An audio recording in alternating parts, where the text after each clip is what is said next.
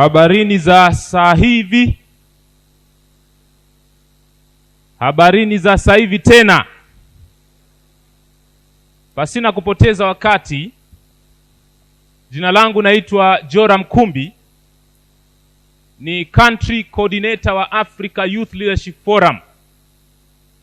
Nimekuwa nikizungumza mambo ya uongozi na mambo ya unasihi kwa muda sasa, na binafsi nimenufaika kutokana na yale ambayo nimeyasema kwa miaka hii ya karibuni. Na mbele yangu ninaona watu kutoka Migration Office, watu wa uhamiaji, na mimi nimefaidika na huduma zao. Nimeona watu wanahamasisha watu waende duniani huko nje mbali, na mimi ndugu zanguni, kutokana na hayo niliyokuwa nikiyasema, Mola amenipa abra, nimekwenda karibu mabara yote ya dunia, ambayo nimebakisha Antarctica, lile bara la barafu, na nimebakisha bara la Australia. Lakini ndugu zanguni, ukisema Middle East, ukisema Amerika Kusini, Amerika Kaskazini, ukisema Latin America, ukisema Ulaya, ukisema Asia, kule mimi nimekwenda ndugu zanguni. Na kama ulikuwa uyataje majiji ya dunia yale makubwa kabisa ya ulimwengu huu, labda ukiyataja 90% mimi nimekwisha kwenda huko. Kwa hiyo mambo ambayo yalionipeleka kule ni haya mambo ya uongozi, mambo ya leadership. Na kwanza ningependa ujue, somo langu la leo ningependa ulifahamu, linaitwa toa mchango katika ulimwengu na walimwengu. Wakati unasoma, fikiria namna ambavyo utatoa mchango kwa ulimwengu huu ambao tunao. Wakati unafanya biashara, fikiria juu ya mchango utakao utoa katika dunia hii. Katika safari ya kuandika, mimi nimeandika vitabu ndugu zanguni. Tena nimeandika vitabu 6 na nimevichapisha katika mtandao wa Amazon. Ukitembelea kule, ukiandika Joram Kumbi, utakutana na vitabu vyangu 6 katika mtandao wa Amazon. Kwanza tunatakiwa tujue kwamba kuwepo kwetu duniani umeshinda moja ya mashindano makubwa sana mpaka kufikia kiwango hichi uliopo. Wataalamu wa mambo ya biolojia wanasema mshindo mmoja wa baba unatoa manii ama mbegu zipatazo milioni 200 mpaka milioni 300. Sasa ina maana kwa lugha rahisi, wewe uliwashinda wenzako waliokuwa na uwezo kama wako milioni 300. Ndiposa ukaenda katika kurudubisha lile yai la mama, wewe ukatokea. Kwa hiyo tukisema tungehesabu uwezekano wa wewe kuzaliwa katika tu kushindana kwenda kulikimbiza lile yai, ina maana ni 1 chini ya milioni 300. Hiyo ni probability ya kwanza, kwa maana kwamba wewe ni muujiza mkubwa sana.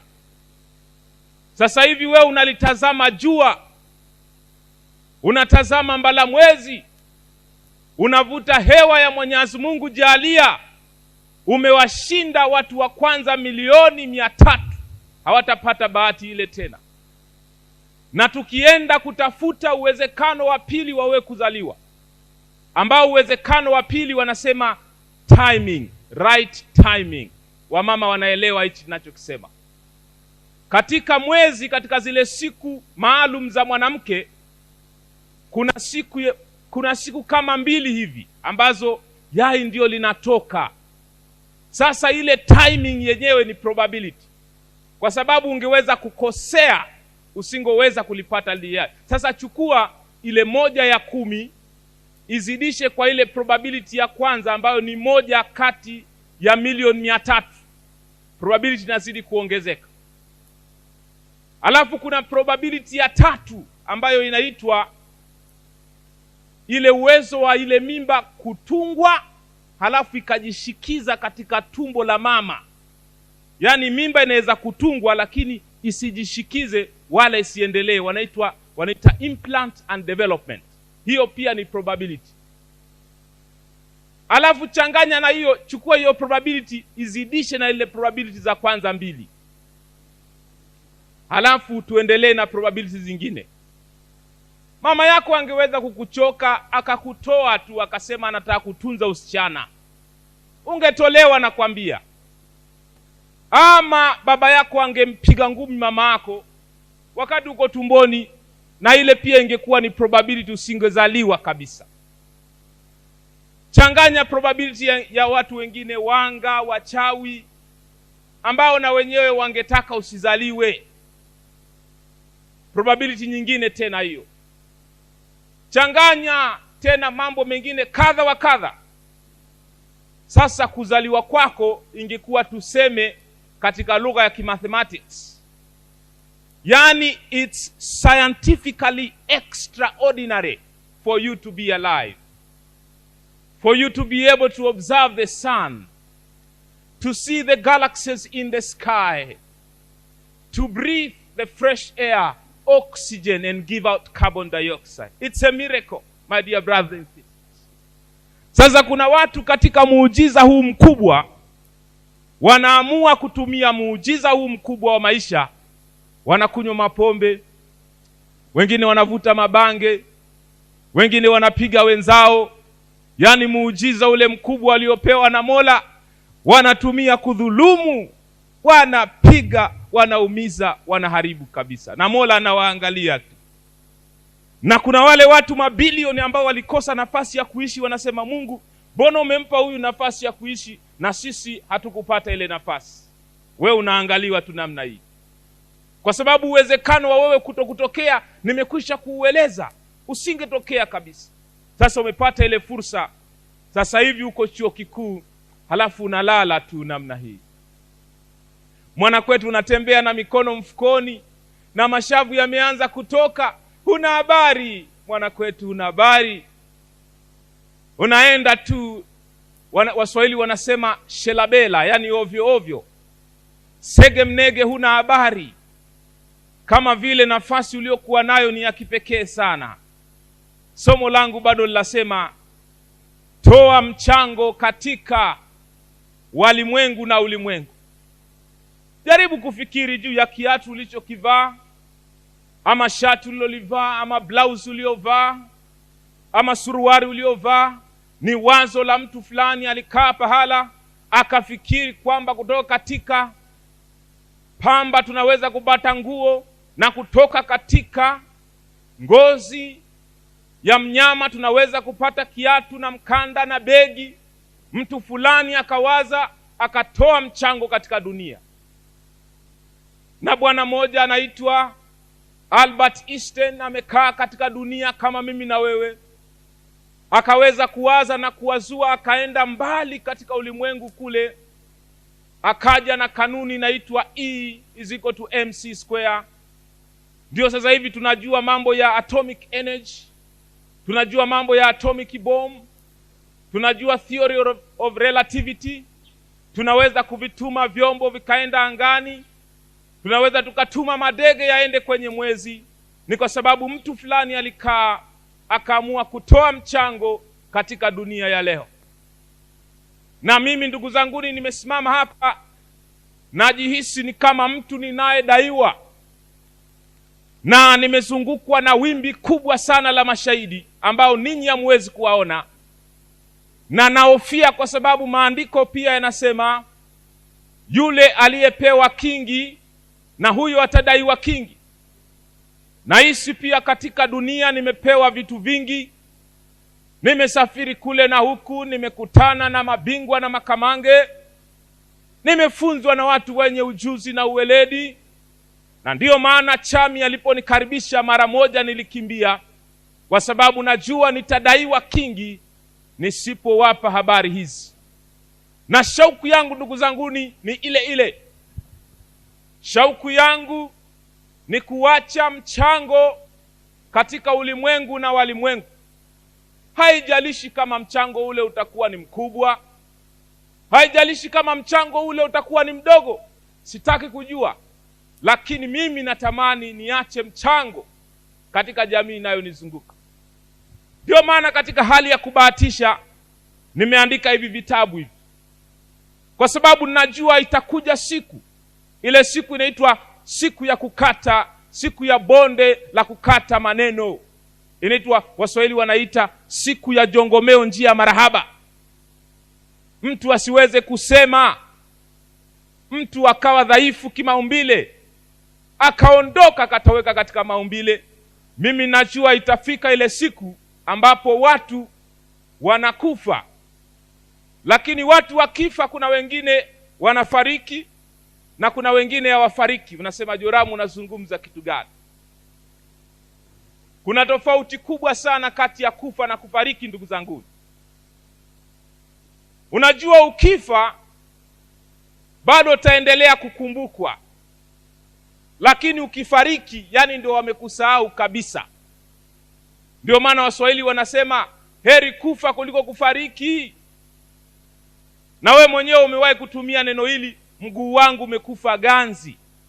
Maana kwamba kitu kilichokufa ni afadhali kidogo, kwa sababu kama mguu umekufa ganzi unaweza kurudi.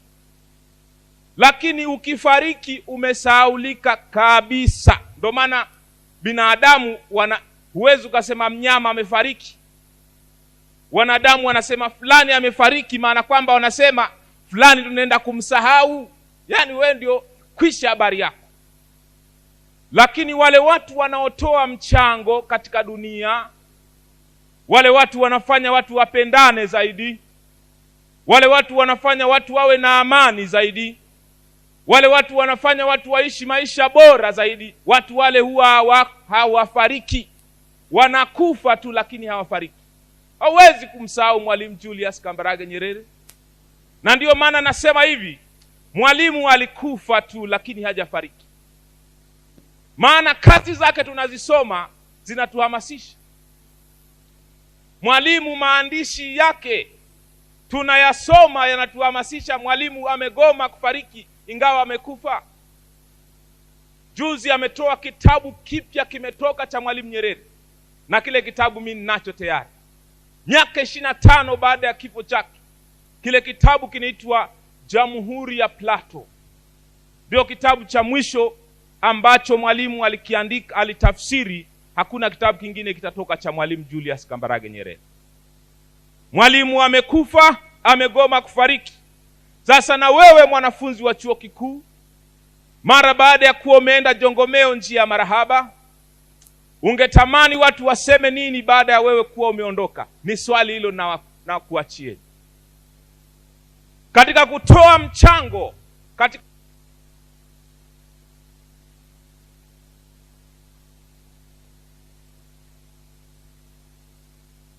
kuna siku kubwa mbili katika maisha ya wanafunzi. Siku ya kwanza ni ile ambayo umechaguliwa kujiunga na hicho chuo ambacho umejiunga. Na siku nyingine kubwa ni ile siku utakayotambua kwa nini ulijiunga katika chuo hiko. Ukisipojua kwa nini uko katika chuo hiko, utapoteza muda wako. Na katika ujumla wake, ziko siku kubwa mbili katika maisha ya mtu. Ile siku amezaliwa na anaweza kuitaja tarehe yake ya kuzaliwa, hiyo ni siku ya maana. Lakini siku ya pili kubwa ni ile atatambua kwa nini alizaliwa. Akaanza kujiuliza maswali. Hivi, kwa nini mimi nilizaliwa? Hivi niko hapa kwa muda gani? Uwezo wangu ni nini hasa? Hivi naelekea wapi? Mbona naenda kasi sana? Hivi hatima yangu ni nini? Anaanza kujiuliza yule mtu, isije kuwa naenda kasi, kumbe naishia kwenye kitanda cha watu mahututi. Anaanza kuwaza mtu yule. Anaenda anasema naenda kasi, lakini kumbe sijui naenda wapi. Hivi hawa watu ninaoongozana nao naelekea wapi? Hayo ni maswali magumu ya maisha. Ukishaanza kutafuta majibu ya hayo maswali, ghafla akili yako inaanza kubadilika taratibu taratibu. Mtu mmoja atakuja kugundua, hivi kumbe labda nimebakisha miaka 10 ya kuishi. Kumbe nimebakisha miaka 20. Sasa katika miaka 20 niliyobakisha, kumbe nifanye nini basi? Kumbuka ujumbe wangu nasema, acha mchango kwa walimwengu na ulimwengu. Takuba kisa kimoja cha bwana mmoja alikuwa na bustani, na akauendea ule mti kusudi apate matunda ya ule mti uliopandwa katika bustani. Akauendea, akatafuta kusudi apate zile tende, akazikosa. Na kumbe ameuendea ule mti kwa miaka 3 anatafuta tende. Akakasirika, mara hii ameenda anatafuta matunda akayakosa. Akamwambia yule mtunza bustani, njoo hapa upesi. Mara moja mtunza bustani akatupa jembe lake, akamwendea bwana mkubwa, akasema, naam ewe mwenye bustani. Akamwambia yule mwenye bustani, enda kahakikisha unaung'oa kabisa ule mti. Haufai, unakunywa maji ya mti, maji ya ardhi, unamaliza mbolea, unazuia mimea mingine. Enda ukautoe ule mti usiokuwa na matunda. Yule mtunza bustani akasema, mkuu, samahani, naomba basi uniruhusu angalau unipe muda kidogo, mti huu niutilie samadi, alafu niuchimbie kidogo, niuwekee maji, niuzungushie na fensi, alafu unipe mwaka mmoja, labda mwakani mti huu utatoa matunda. Yule mwenye bustani akasema, una hakika ukifanya hivyo naweza kupata matunda pale? Akaambia, tujaribu mwaka mmoja mkuu. Basi mti ule ukaachwa, ukapewa mwaka. Sasa sina hakika kama baada ya mwaka ulitoa matunda au la, lakini pengine kuna watu hapa ambao kuishi kwenu na kusafiri kwenu mnamaliza rutuba ya ardhi, mnachukua hata msivyopaswa kuchukua, na hata kama mmechukua msivyopaswa kuchukua, hamzai matunda yaliyo mema. Na ndiyo maana tunatafuta kama nini tuwapate viongozi katika vyuo vikuu tusiwaone, viongozi katika mitaa tusiwaone.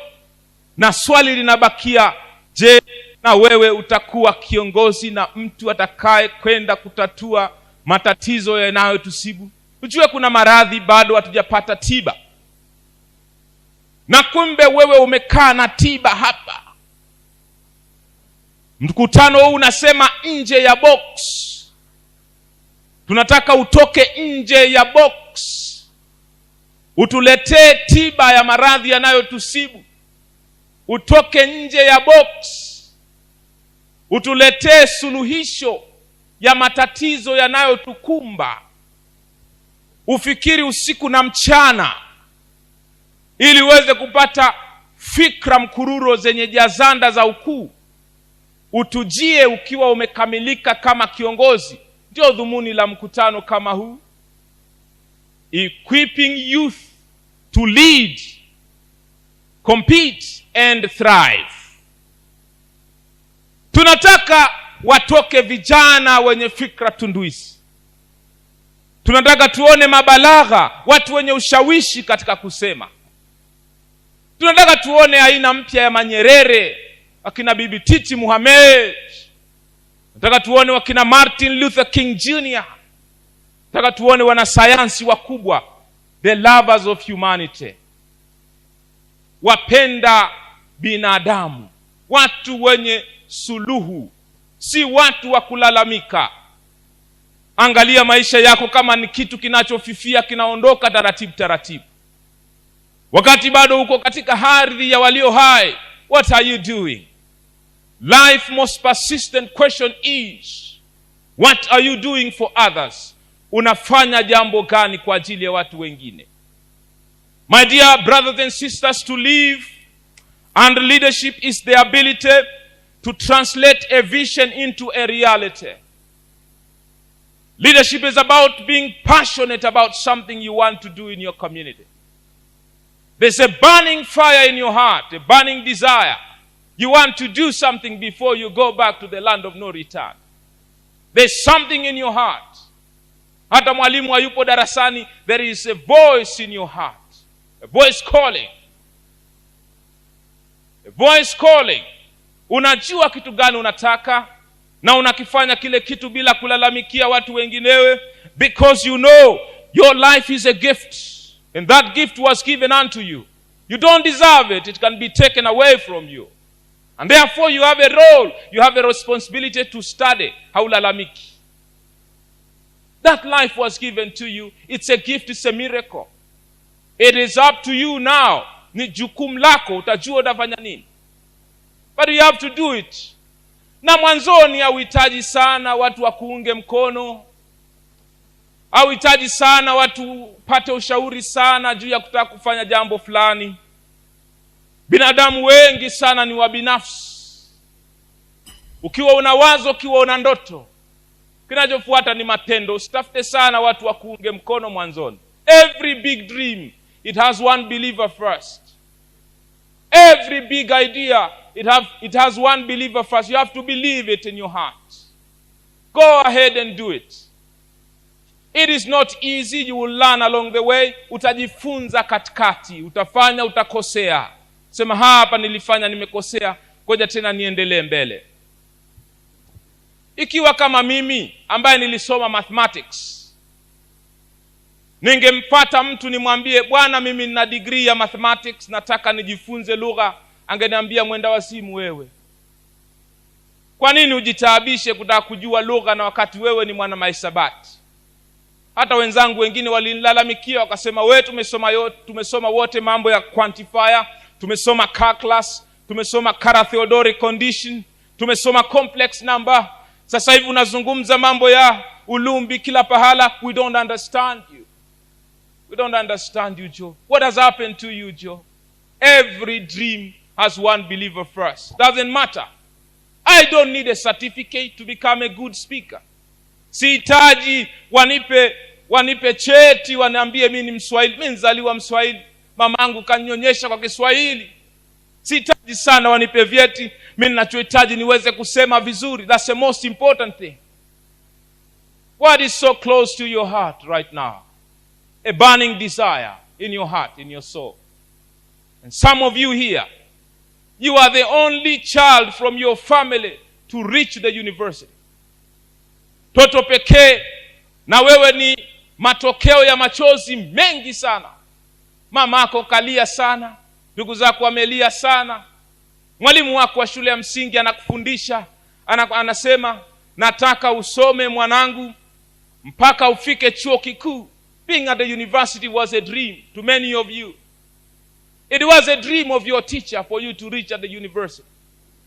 A dream of your mother to reach at the university.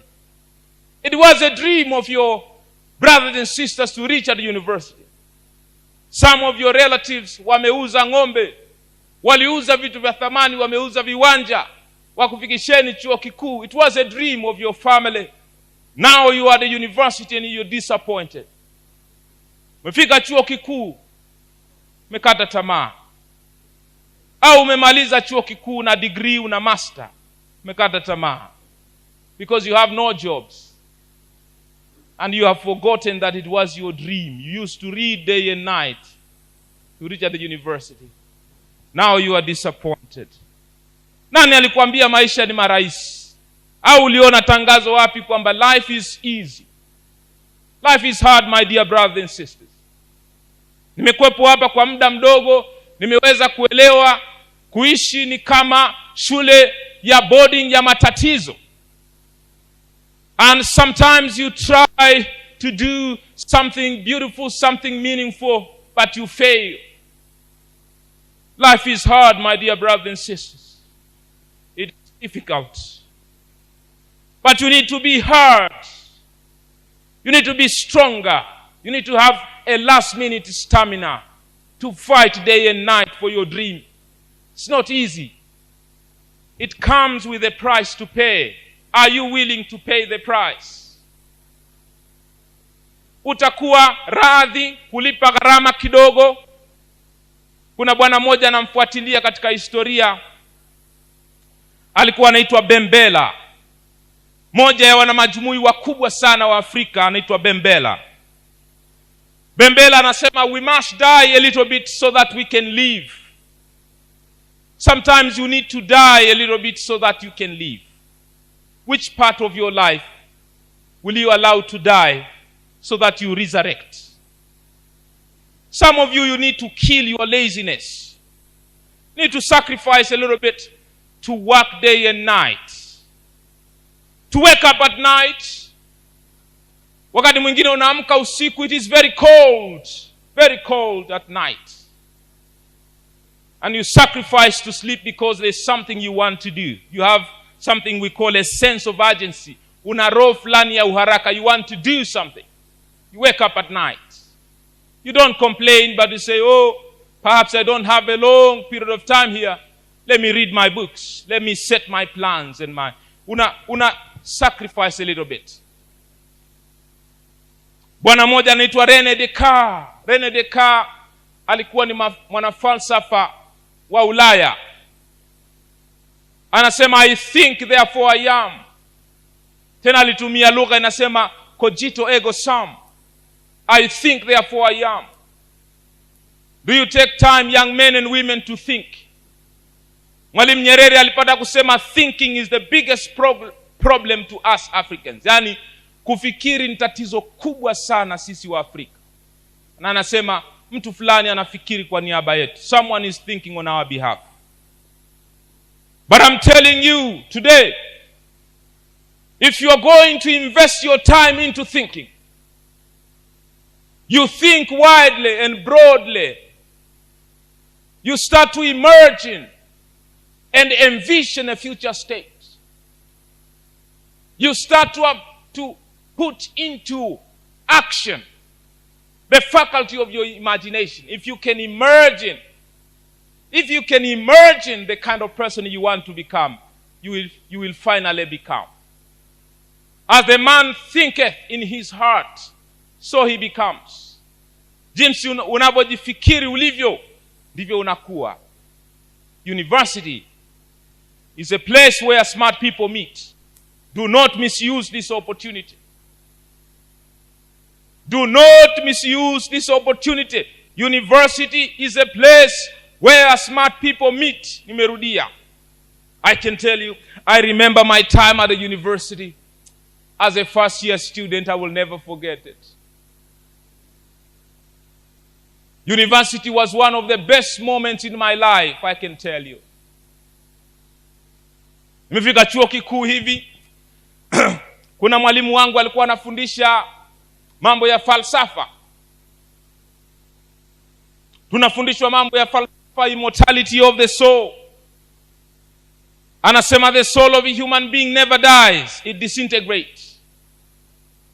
Baadaye nikaanza kupenda falsafa, nikaanza kusoma mambo ya Karl Marx, unajua. Nikasoma Marxism nikiwa chuo kikuu, hata pamoja nilikuwa nasoma mathematics. And then nikaanza kujiita Marxist. Natembea hivi najiita Marxist. Nikasoma mambo ya Lenin, nikamsoma Lenin. Mara nikaanza kujiita Leninist. Baadaye nikaona Lenin hatoshi na Karl Marx hatoshi, nikachanganya yale mambo, nikaanza kujiita Marxist Leninist, unajua. Kafika pahala natembea na mavitabu makubwa hivi chuo kikuu, nimechomeka kalamu kwenye nywele hapa na mashati makubwa, najiona mwana falsafa, ujue. Naona watu wote ni kama wajinga hivi, naona mimi ndio na maarifa. Na misemo yangu imekuwa mikubwa. Nasema, you workers of the world unite. You have nothing to lose but your chain. Misemo mikubwa. Nimeshajua mambo ya bourgeoisie na proletariat. Nimeshajua class struggles, unajua. nikiwa chuo kikuu. Now I understand the concept of development. Najua, naona kama watu ulimwenguni mzima wananyonywa. Najua it was a time for me to cross-fertilize my mind and my brain. While I was still at the university, you know, I traveled the whole world. Kabla sijasafiri dunia kwa kuzitembelea zile nchi, I can tell you, my younger brothers and sisters, I traveled the whole world through reading.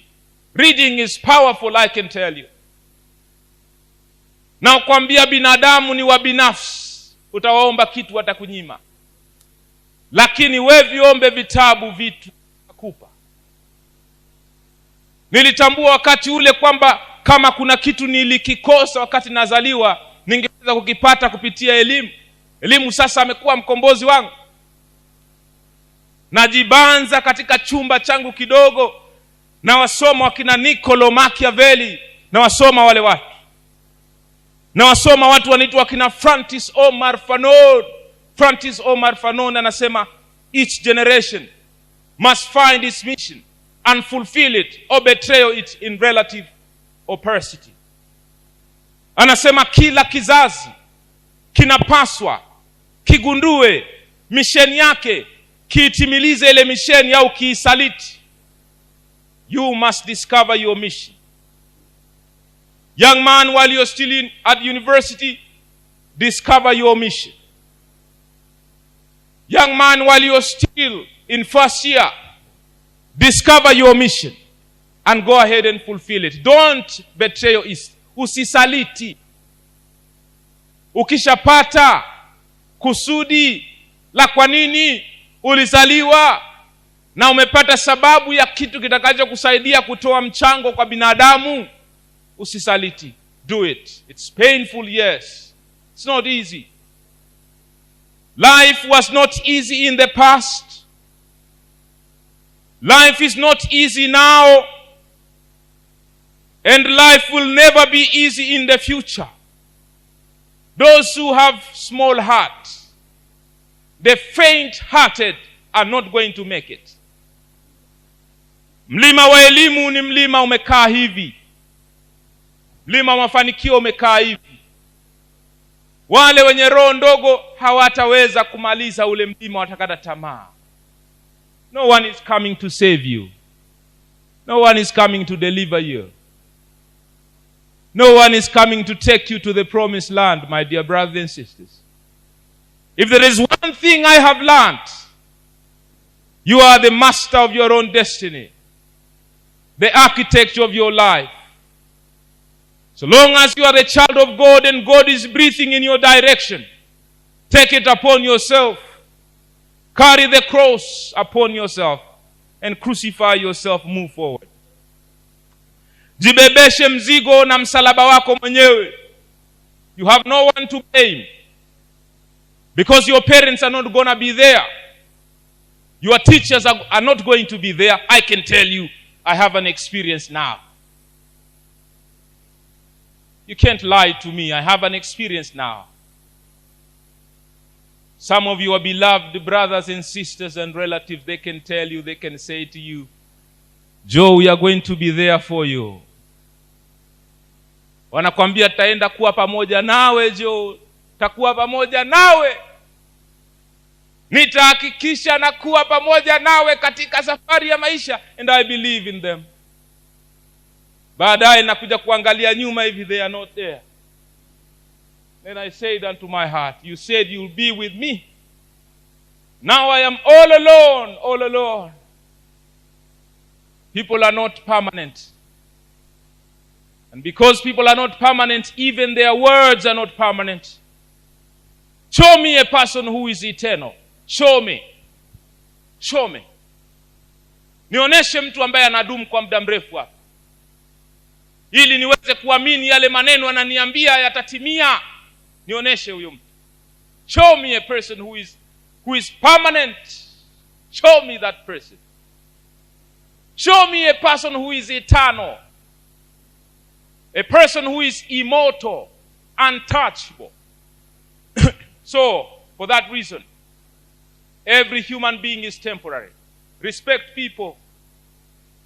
And when they promise you that they are going to be there with you, accept. But in your heart, put a small doubt. When people tell you, Joe, I love you, don't, usiwajibu kwa ukali wa kuambia, Joe, mimi nakupenda sana, takuwa pamoja nawe, unajua, takusaidia hiki na kile. Kubali, usiwakatalie, lakini in your heart, put a question mark. Sema, ukinisaidia inshallah. Ukisiponisaidia inshallah, Mola yupo. Ukinijia inshallah, usiponijia inshallah, Mola yupo. Nipate kikubwa kutoka kwako inshallah, ama nipate kidogo kutoka kwako inshallah, Mola yupo, ya Rabbi stara. That should be your life. Ukinikumbuka inshallah, usiponikumbuka inshallah, Mola yupo. Na hisi kwamba nilikuja peke yangu na nitaondoka peke yangu. I am here to learn, and I thank God I got an opportunity to know you. Nafurahi kwamba tumefahamiana na kujua, unanijua. Thank you very much. But I have a responsibility to do. I'm going to try as much as I can to work hard on myself. I'm not going to complain. I will work day and night. I will study hard. I will work hard. I will respect people. I will do whatever it takes to succeed. And lo and behold, I will succeed. My dear brothers and sisters, thank you very much, and God bless you.